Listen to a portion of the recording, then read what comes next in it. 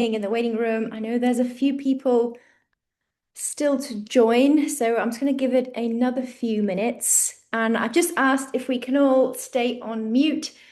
The webinar will be recorded, so you will receive a recording afterwards. And if you have any questions, I've actually created a link that I will send to you now. So I'll pop it in the chat.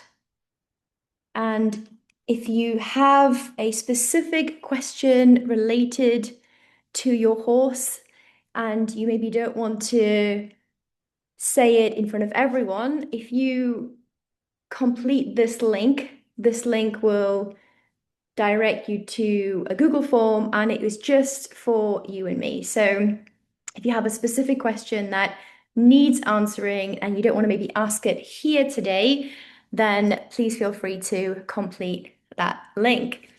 Just a few more people waiting to come in. Before I continue, can I just get someone to unmute and say they can hear me before I start?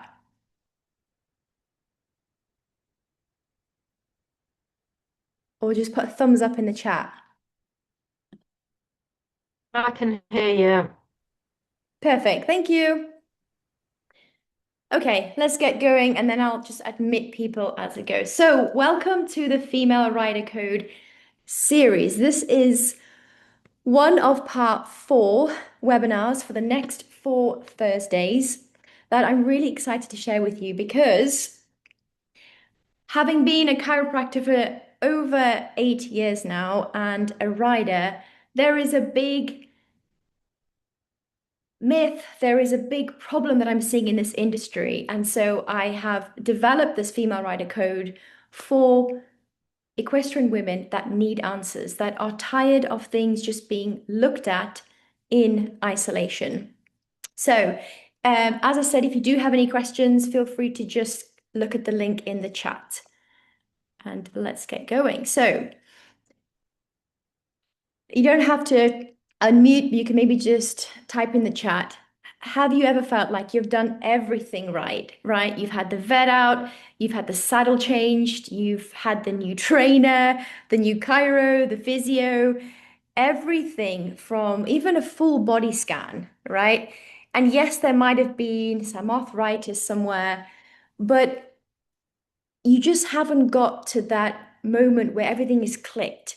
And you feel like, despite the intervention from whichever professional who is doing their best, that right bend still feels wrong, or there's still an issue with the flying change.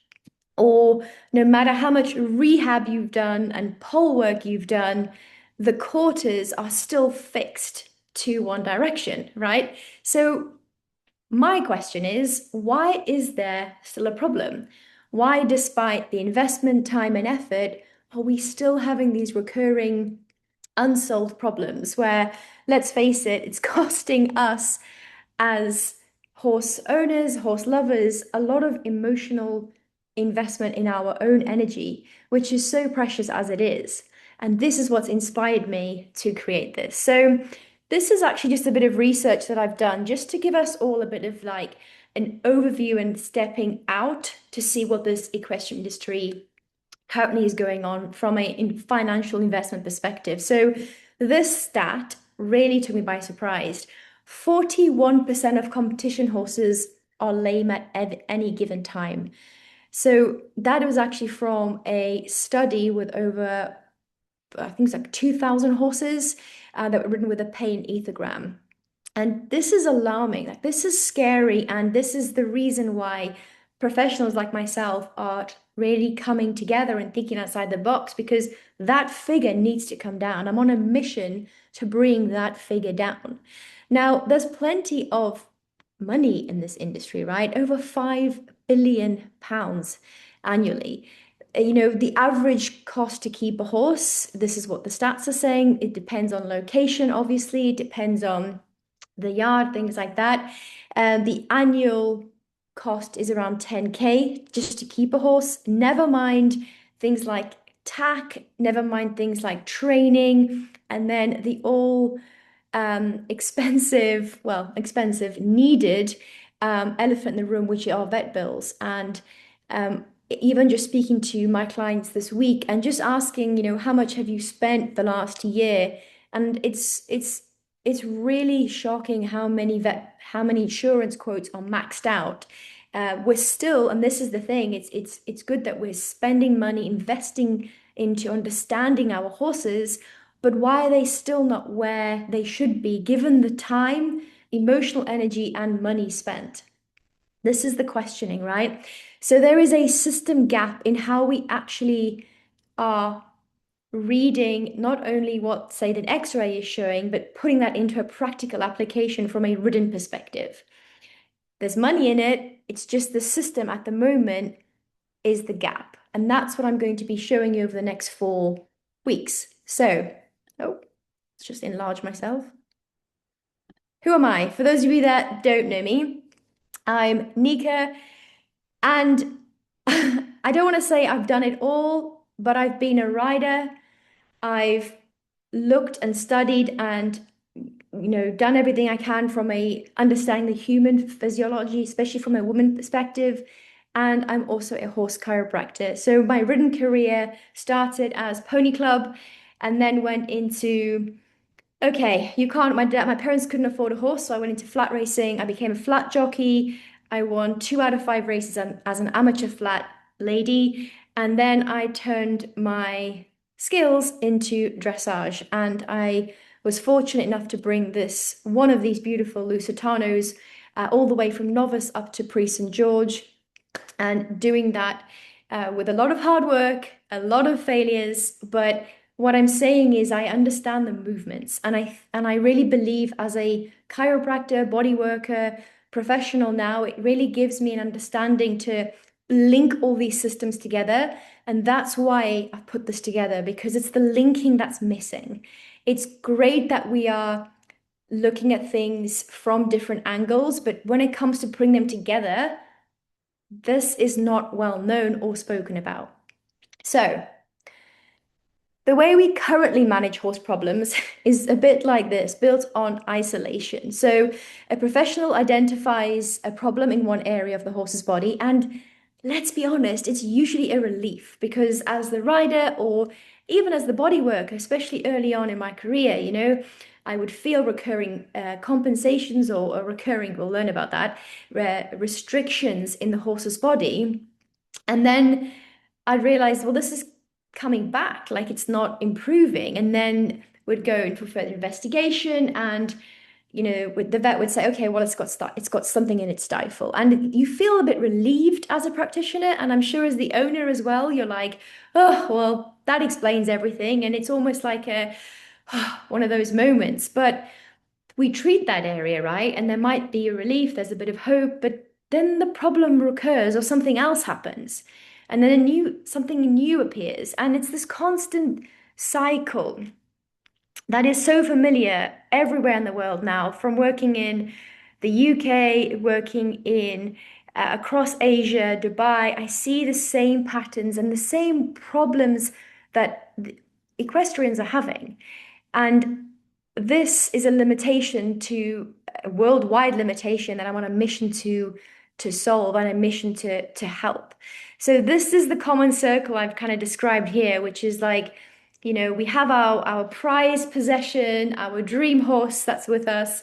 And, if it's not, we have the farrier, we look at the saddle, we get the body worker, and then maybe the vet gets involved, and then it's injections. And it's like a constant spiral tick list that we are trying to manage when it comes to our horses.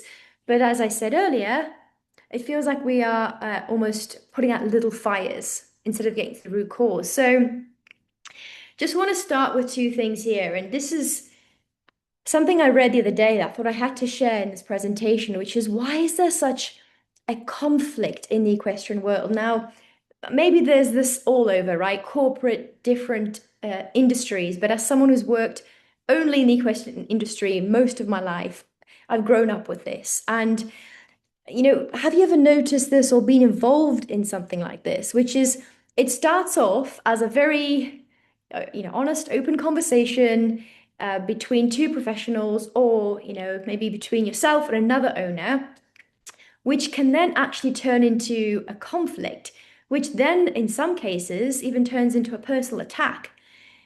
And why is this happening? You know, the saddle fitter, this is the theory of why this is happening. And the reason I'm saying this is because when we understand that there's a theory behind it, it's the same with the horse. This is the reason the horses are going lame and not getting better.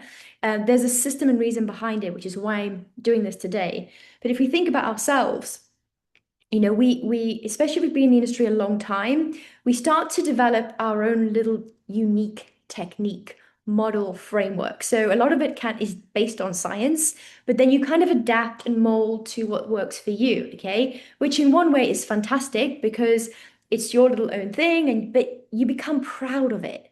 And you become a little bit like it's part of you, okay? Maybe some of it call it our ego. So now let's just put a little playful spin on this. We have all these little egos running around, okay?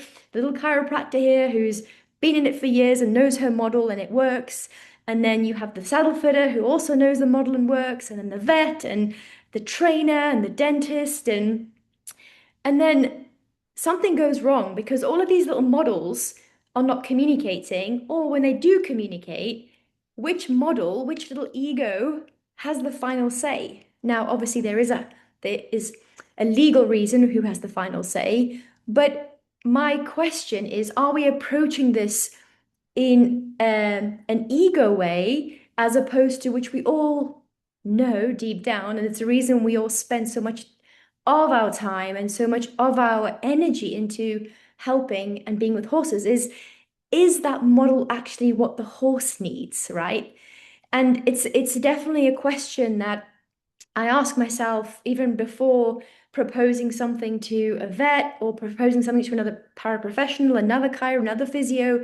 It's I can see it and I can understand it from my model, but before I communicate this, is this the best model for the horse? Or am I biased by it because of my ego? And it's an open question, and it's something definitely to ponder if you are maybe sat here as a professional yourself going, oh, yeah, I've been in this situation. Or do you know what? Even as an owner, like an equine owner, the amount of stories I've heard about owners getting themselves into quite nasty personal attacks. And I think to myself, I think we've almost lost the end goal here, which is we're doing it for the horse, right? And at the end of the day, this being that is always talking to us, it's just in a language that we don't see as a primary language, aka English or wherever you're from in the world. So ask ourselves.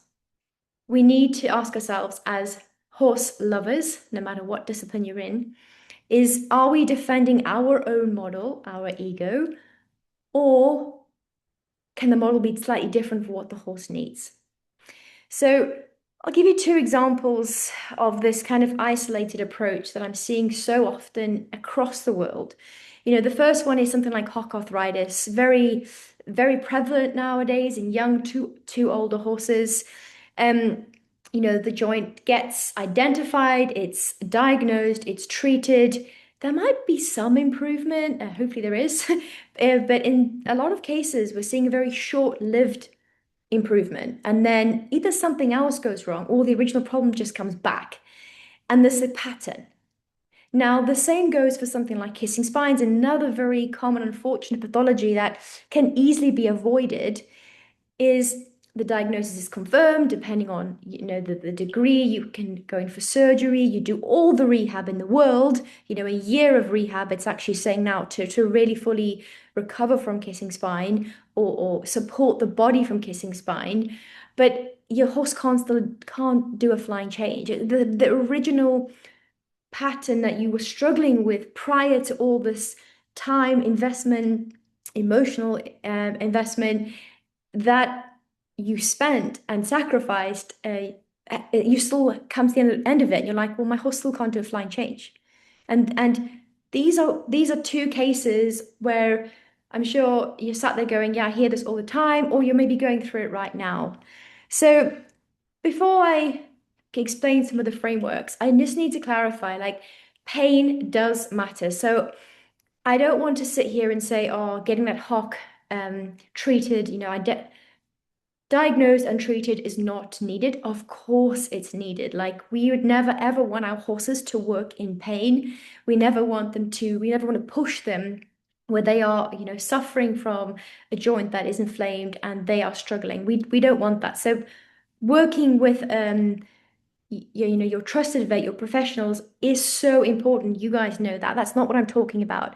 The gap here isn't the knowledge of um, the people that you're working with, right? It's the model. It's the model that we're all, as I mentioned earlier, a little bit, may I say, kind of stuck in our little frame of what we know, what we've learned, and we're comfortable there. And what's clearly obvious from the stats I showed you in the beginning is that this comfortable way of assessing and treating horses is really not working because we're getting more lame horses, more expensive vet bills, and more owners suffering. So there clearly has to be an industry shift. And that's what I really want to be talking to you guys today. So the pivot, as I said here, is, when the hawk has been treated and the performance hasn't changed, this is when you need to be asking yourself, I'm in the old pattern and I may be stuck in the old pattern that's not working for a reason. And the reason I'm saying, kind of repeating myself here, is because patterns are good. Like when we see repeated things, it's really good because we have data and then we realize, well, that's not working because we have endless case studies of countless horses having hock stifle issues, very short-lived treatment, very short-lived interventions, but still the outcome and performance is not improving. So this is a good thing, and it's the reason that we've got so much data to start to step away from it and create these new systems and models of working with horses. Because I don't know about you, but some of it is very outdated. Some of the things I'm going to say today, you'll be like, yeah, I've heard that like loads, but what does it even mean? Okay. So here's the first shift. I'm getting really excited. I've spent a lot of time putting this together. So our horse as a system. This is the new perspective, okay? Not maybe you're sat there going like, okay, Nika, well, yeah, but genuinely let's look at it as a system. So first of all, I've started with two humans, because we're all humans, sat here today.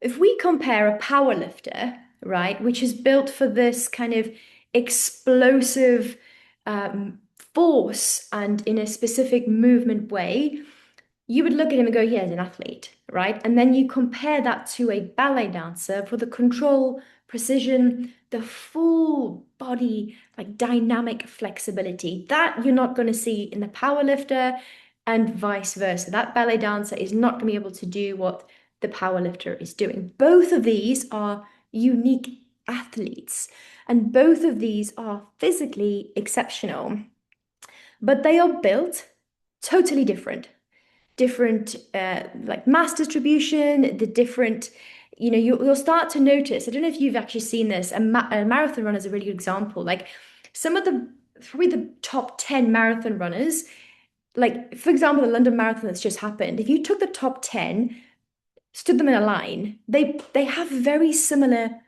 features in terms of their system, the way they're put together, their limb, we call these lever points, okay? The way their limbs are, but maybe if you were to measure them, I bet they'll all be very similar. Okay, you'd also have a very similar tissue quality in the ballet dancer altogether versus the power lift is going to be very different. And then so the mass, the leverage, the levers, and the tissue put together means that it's going to have a different output, right? I hope that's not too physics for you because I'm not someone who loves physics, but when I apply it to horses, I get it. So we would never apply the same training logic based on those four factors I've just mentioned to the powerlifter and the ballet dancer. Like the ballet dancer is going to struggle and fail numerous times and probably injure herself trying to do that powerlifting movement. And I can bet you now that that powerlifter is going to not be able to do what that ballet dancer is doing. Yet, across the equestrian world, and this is more for our competition horses, okay, is we have we apply a very singular movement standard to every horse. Every, it might be slightly crossbreed, but we apply the same thinking like They must be doing this because they're doing dressage, okay? And this is the first clue to why I'm suggesting this shift in our perspective. And it also links to the stat about the lameness in horses. So just two examples here. We have a, don't you love, you can tell where I've got these photos versus these ones down here. You can tell with this heavy draft here, this is a pulling horse, right? And we know this, it's common sense, but it's actually when we stop and take a bird's eye view of what we're actually doing as equestrians. And this pulling heavy draft horse is a different load, force, leverage point, tissue structure compared to the show jumper. Two athletes, two brilliant athletes, but very different output and ability. So I'd like to explain this from a descriptive to a systems thinking. So what I mean by that, I don't know about you, but I started my career with looking at horses with uh, very subjective descriptive terms like a fancy trot. I'm laughing, but that's kind of what I was told. Like, oh, a big fancy trot is really good. Well muscled. Does a well muscled horse mean that they are functional? No. Just because a horse has an asymmetry doesn't mean do they have a problem. I can tell you now that I've worked with some of the best eventers, and they have some of the most extreme asymmetries that if we stood them up next to a well-balanced horse, but my God, they're functional and they perform their job at a very high level with less injury than the horse that's balanced. And this is what I wanted to start kind of thinking about here, okay? There is science behind this, and it comes to a systems thinking versus being descriptive. So look at these two horses here. We can tell they're very different from a descriptive perspective. So we'd say that one of them is shorter in the back, one of them is from a mass perspective. This one here is heavier. So we're going to see mass, this frame on my left, your left, I'm hoping, the mass and proportion of the body and how it distributes as load is going to be very different to the sports horse on the right hand side. The limb lengths are very different. We've got longer limb lengths in the sport horse versus on the horse on the left. The limb length means that the leverage of the limb system is going to be very different, which if this horse that's heavier mass and has been built fundamentally to do more work with pulling, if we were to look at the levers, this is not being descriptive. This is looking at systems, levers, its mass, its weight, basically, the proportion of its body. And the spine is another big influence for my systems thinking on how a horse can do a job. And the tissue makeup. So whether a horse has more of an elastic kind of recoil system or whether they have more of a stabilizing support. These are the systems I want to start thinking about. Now, for example, this is how we put the descriptive pretty trot, kind of cute, well muscled, those kind of words. I'm being very coy here, but I think you get it. To the ones down here, which you can start to see, I've just very basically put uh, some lever points in here for us to start looking at, right, well, if this horse here has a longer back, shorter limb length, whereas this one has a more proportioned back with longer limbs, this is going to move very differently structurally from a systems perspective compared to the other one. And this is the clue, the big clue to help us start to prevent injury in horses and manage things before we have injuries and before we have this emotional cost of, oh my God, what happened? Okay. So understanding the profile changes every decision we make about training management and the intervention. So another thing to talk about is this thing about like correct movement myths. Okay. So is there even such a thing as every horse moving correctly? What does correctly mean? Correct to what? Correct, I'm getting very passionate here. Correct to what? Correct to the standard of what's the standard? Because I've just told you that we've seen in the examples that there isn't a standard, right? There's a discipline demand, which we're going to talk about in webinar 3. but what's this correct movement? And also, how do we really know that a horse is moving well? So, as I mentioned earlier, fancy trot, well muscled, symmetrical glutes must mean that this horse is really good at what it's doing. It's got correct movement and it's moving well. And then you see the thoroughbred that has the asymmetric pelvis and it's got conformation that you think, how does this even, walk in a straight line? And it's performing at top level. You know, I'm not saying it hasn't got injuries, but what I'm saying is we have to step away from correct movement. We have to start thinking about what we're saying. Another big thing is like work the horse over its back. Like, what does that mean? And I will start to go more in detail with this in weeks to come, but just to start getting us to think a bit differently about descriptive words and start to understand systems. Okay, here's an example. A racehorse, right? I thought I'd use something that most of us would actually relate to. So, the racehorse on the left-hand side, it really illustrates this so well. So, you know, for what this horse is doing, the movement is efficient, powerful, which means it's correct for racing. Same horse, different environment, different demands. Suddenly, it's a dysfunction. Suddenly, it's a lame horse that we can't keep sound.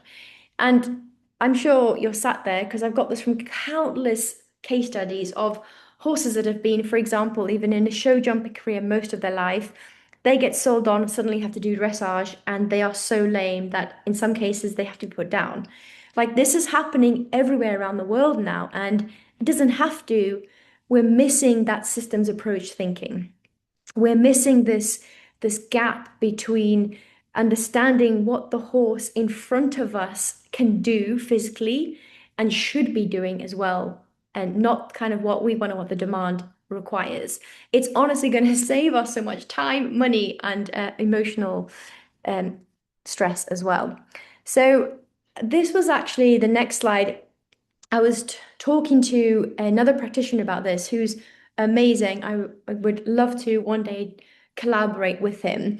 And he introduced this, which is called the discipline paradox. So it's the same thing which I was just saying here. So in one discipline, the movement is very desirable, but in another discipline, the same movement, same horse is suddenly an injury, like it's a massive vet bill waiting to happen. So this is not a horse problem, right? This is a system problem. And I just wanted to give an example here. I've actually put this horse in here on purpose. So this was one of the horses. He's a Lusitano, and I remember I went to a dressage training clinic in the UK, and there was five of us, so five different horses, different breeds, from warm bloods to Frisians to I was on a Lusitano, and we were all doing advanced medium test, and it was judge training. So the judges were writing, and it was very fascinating afterwards hearing the discussion about this is nothing to do with judges, by the way. It's just an interesting story. How the judges were saying that the warm blood was the correct moving horse for the test, and it honestly caused an outrage. Like from all the riders as well, we all were allowed to discuss, but also from only few judges within that cohort that had the same mindset of, well, how, how can the warm blood just be correct when you had a very well-schooled Lusitano, you had a very well-schooled Friesen, they were all performing the movements brilliantly, but it's our descriptive mindset that we think how it should move for dressage. And this is why I think we need to really start to understand systems, and it will really help our horses and ourselves. It was a really interesting discussion because by the end of it, you saw a real shift in all of the judges that were there.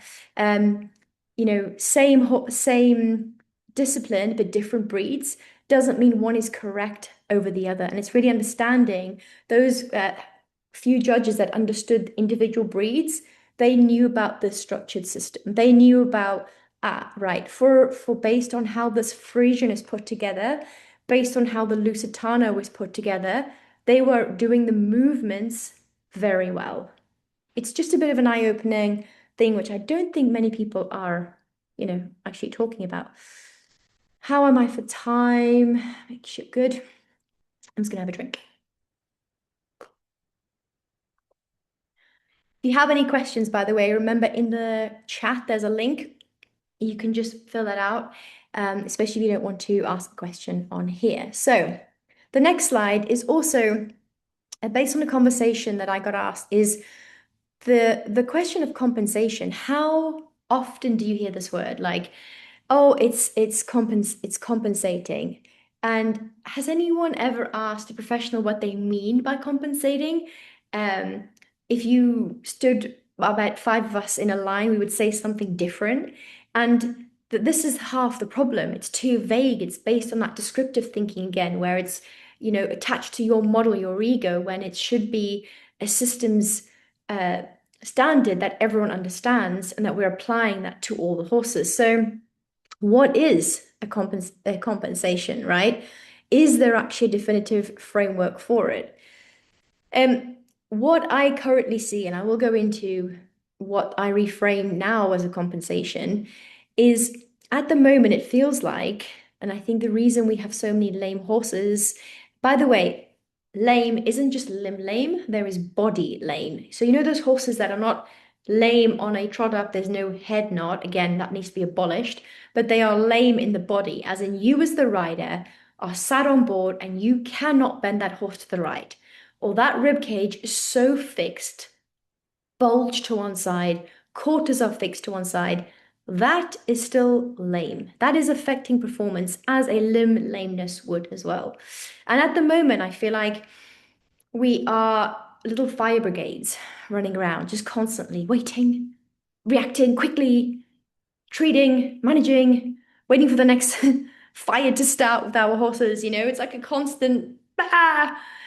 And what I'd love to do is start to shift away from that and move into this kind of fire safeguard, like reads, foundations, with the foundations, knows the systems can predict and therefore prevent. I mean, just for a moment, just think about that.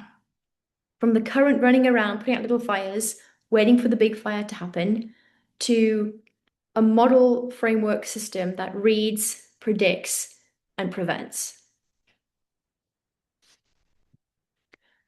So here is the kind of reframe. So what if we, looked at this compensation model that, again, looking at how I would describe it now, is compensation is a load redistribution caused by a trigger. That trigger can be tack, rider, ground, nutrition, temperature, the list of variables goes on. And I was thinking it'd be good to do like a series on that as well. Like, for example, how surface affects how your horse, loads, how it moves, things like that. If you are interested, let me know. So, what if we stopped seeing compensations, that issue with the left shoulder, the horse keeps bulging out that left shoulder, not as a problem, not as a breakdown, but as an innate intelligence, right? Our bodies, your horse's bodies, your dog's bodies have this amazing way where our body's always trying to self-heal. It has this innate intelligence that, okay, the shoulder isn't functioning good today. I'm just going to move that load somewhere else to take pressure off of the shoulder. Okay, so it's an adaptive system that is constantly changing every day. And that's why, for a lot of us, as frustrating as it is, where we're like, yesterday the horse was amazing, today they're stiff. Yet, yesterday they were like this, today. It's because they have a constantly evolving physiological response. Okay. The same with you. If you're someone who goes to the gym, I promise you, if you went to the gym 5 days in a row, especially if you're female, you are never, I don't mean that rudely to females, I'm just referring to changing hormones. But I know it's the same with men. You will not train the same every day. You won't enter that gym the same as yesterday, whether that's good or bad. why, as humans, do we have this approach that horses are going to be the same every day? And I'm laughing because when I say it out loud, we're probably going, yeah, well, that makes sense. But then why, from an expectation perspective, are we frustrated when yesterday the lesson was amazing and today the horse felt weak, flat? Maybe we did too much yesterday and the horse needs to do something else today, right? The body is constantly adapting. So I'm going to explain a really important slide. New thinking shift. So we've already had one new shift of thinking. We have another one now, which is the movement map. I talk about this loads on my socials. So I want us to stop thinking about our horse as loads of little parts. And we treat this, we've put the fire out on this one, the fire out on this one, saddle footer here. Don't worry about anything else. This. So we need to start thinking about this entire system as an interconnected pathway, not a separate entity. So every stride, every transition, every jump sends forces throughout the network, right? So I've done these drawings. I have a slightly secret obsession with drawing horses. This is what I do in my spare time. I really enjoy it. So this is kind of like the descriptions I wanted to do to show you underneath what we are seeing as correct movement or an issue with the left shoulder is how interconnected these pathways are. So if we have, say, a force going through this left fore, you can see how it travels up the limb here. Look at this complex system, which we're going to get to in a minute. Then look at how all these nerves are connected and distributed through the body. And then obviously we have a more descriptive drawing here with the muscle connections. Like, look at all this, right? This is exactly why we need to stop treating things in isolation. There's no way that if you have a contact problem, issue in the mouth here, and you treat the hock, and then that contact problem is going to go away. Look at all the system. Look at what it needs to travel down, all these pathways for it to get to the hock. It might improve, but it's not going to be that one-all solution, right? So let's think about this as this is a rein back. Okay, so the entry is what we do. So the force contacts the body and begins the transfer. So that's us, the little entry. We put pressure on the horse's body, and that force contacts the horse's body and then starts this transfer, right? So it's from the nose or wherever you do your rein back from. Then we go into transmission. So this then flows along the interconnected soft tissue and all of these routes. Then we have redistribution. Now, depending on the horse's system, depending on how they are put together, depending on their limb levers, what we spoke about earlier, their mass distribution, their tissue elasticity, their spinal congruity, right, is going to affect the distribution. And this is sometimes where it gets lost because sometimes the distribution can, if we go back up here, say there's an issue in the scapula, the redistribution might go, oof, compensate down the ribs or might boycott around that. And there's always going to be some kind of issue in how it's distributed. And then we get to the destination where the energy reaches a specific terminal, for example, here, the horse to rein back. But when we start to think of this as a system, as opposed to, okay, just I'm applying pressure here and the horse will move backwards. Oh, why are their quarters going right? Why are they not moving back in diagonal pairs? Why is their head up like a giraffe? There is an issue in either one of these four functions, or there is an issue in our skills as well, which we're going to talk about the rider another point. I'm going to introduce you to the central hub, the central junction. Um, okay. When I first started learning about anatomy and understanding why, why is there so many of these like undiagnosed issues with horses like hopping in front, horses that plait, they're very narrow in front when they walk, they're walking on a plank. Why they tight, why are they go well with one rider and then another rider gets on and they're crippled. Why is that? Okay, different distribution of that entry, that force of the rider will sit differently from you to me. And if the horse has an issue in the central junction, which I'm going to tell you what that is now, then it transfers and distributes down different areas. We're treating and masking, putting the fires out of the little areas, but we are not looking at an area like this. Okay, imagine this area in your horse like Heathrow Airport. Okay, Heathrow Airport needs to have a tower. That tower in Heathrow Airport, everything needs to go through that to make sure the systems are running well. Now, this is what the central junction is like. I used to call this Pandora's box. I'm sure you've seen on my socials before. I like it used to there used to be no research on it. If you asked a vet what was between the sternum, could we x-ray in between, actually look behind the scapula, you just get a blank stare and like, it doesn't, whatever, like, let's move on. We'll look at the limb, we'll look at the carpus, we'll look at the fetlock. Like, thankfully, things are changing. There's more research coming out. And so this is the central hub. So every map, every movement map needs the coordinator. And this is it. This is the main area, right? So I call this the cervical thoracic junction in a very uncomplicated way.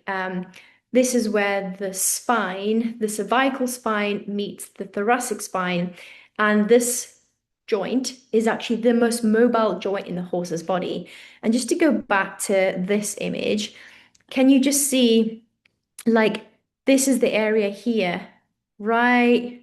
If you can see on my map, on my mouse here, that I'm talking about. Um, when I'm also referring to the central hub, I'm talking about the thoracic area. So not the thoracic, there's so many terms, thoracic sling, all this, the thoracic area. So this area here, they've got the ribs.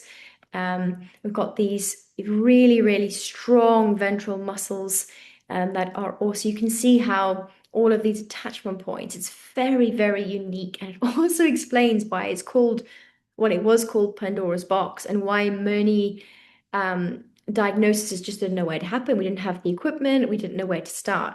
But this central hub area, right, is so important because it helps with absorbing forces, transferring the forces. But if there's an issue, it can also restrict, and then it radiates that restriction as well. So it is fantastic when it's functioning well, when the central hub, when Heathrow Airport is going well. But oh my gosh, when there's a problem, everything radiates from there. So I'm a very visual learner, and this really helps me. So you can see here the image again that I wrote, and then you can see why this is the central hub area, because you then put the rider on, you put the saddle on. Where is everything located? Now, obviously, you might be thinking, well, Nika, they're sat right there, but horses carry more load mass on their forehand anyway.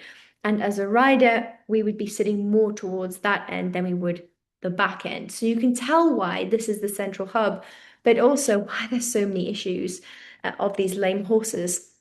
So when this region is restricted, okay, there is, think of it almost like a traffic jam. Think of it like the airport planes are just like lining up, right? Because the central hub isn't working properly. The central hub is affecting every plane's ability to land, to take off, etc. So I'm going to share a little case study with you. We're almost, I'm at the end. So this is actually a case study from this year where uh, there was so much focus on the left fore. This horse did have some changes in the fetlock on the left, but not to warrant the degree of lameness, not to warrant the degree of performance issue as well. And this is the same thing we're hearing, right? So it was treated locally, temporary relief returns, that constant pattern. This is the old way of thinking, putting out little fires, left fore fires, fetlock, put it in. But the source, when we took the system's view and asked ourselves, well, what if the left fore was just taking all of the load because the airport plane, the central hub, had an issue in the right shoulder. And this is where the real problem was, a tendon attachment in the right shoulder. This was the cause of the left fore lameness. When we treated the traffic jam on the right shoulder, we improved the communication going through the central hub to the left fore. Left fore was never a problem. Left fore came right. And this is, it sounds so simple me saying this.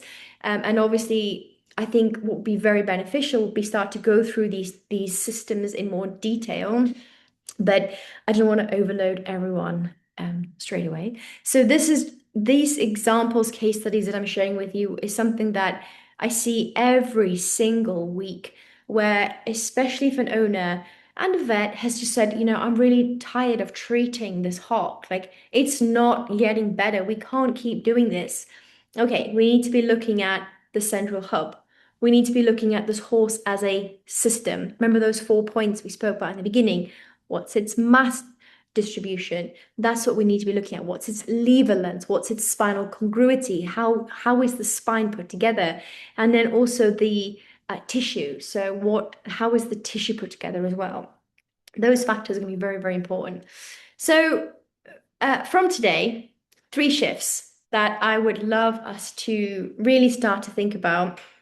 One is this isolation to integration. So, looking at the whole movement map, looking at the horse's system, and if the sore spot is maybe an overloaded part of the movement map, it's not the source of the blockage, like that fetlock that I explained in the example just gone.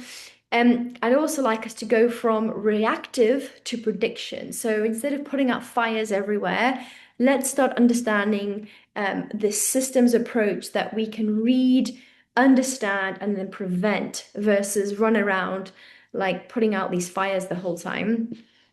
And the third thing is this universal movement standard to a structured one. That example I shared with the horse that I rode in the dressage clinic, where that was a very like moving correctly for dressage warm blood, but we weren't looking at the systems and how the systems were doing and performing based on the demand of the discipline. Big shift in thinking. Um, Next Thursday, we're doing the rider. So we've gone into some detail about the horse. Now it's only fair to do the rider. I'm going to be doing a very similar systems thinking that I'll be sharing with you. Um, we're looking at 3 main pillars. So if you haven't already, it'll be the same link next Thursday.